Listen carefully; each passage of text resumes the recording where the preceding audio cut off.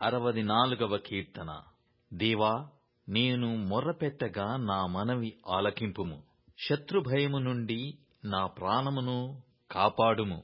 కీడు చేయువారి కుట్ర నుండి, దుష్టక్రియలు చేయువారి అల్లరి నుండి నన్ను దాచుము. ఒకడు కత్తికి పదును పెట్టునట్లు వారు తమ నాలుకలకు పదును పెట్టుదురు. యథార్థవంతులను కొట్టవలెనని చాటైన స్థలములలో చేదు మాటలను బాణములుగా సంధించుదురు. వారు భయమేమియు లేక అకస్మాత్తుగా వారిని కొట్టెదరు. వారు దురాలోచన దృఢపరచుకొందురు.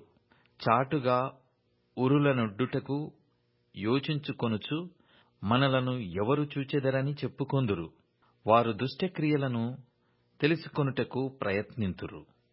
వెదకి వెదకి ఉపాయము సిద్ధపరచుకొందురు. ప్రతివాని హృదయాంతరంగము అగాధము. దేవుడు బాణముతో వారిని కొట్టును. వారు ఆకస్మికముగా గాయపరచబడుదురు.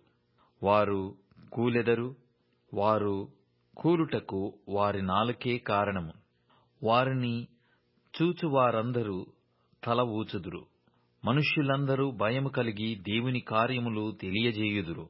ఆయన కార్యములు చక్కగా యోచించు కొందరు నీతిమంతులు యెహోవాను బట్టి సంతోషించుచు ఆయన శరణుజొచ్చెదరు. యథార్థ హృదయులందరూ అతిశయిల్లుదురు.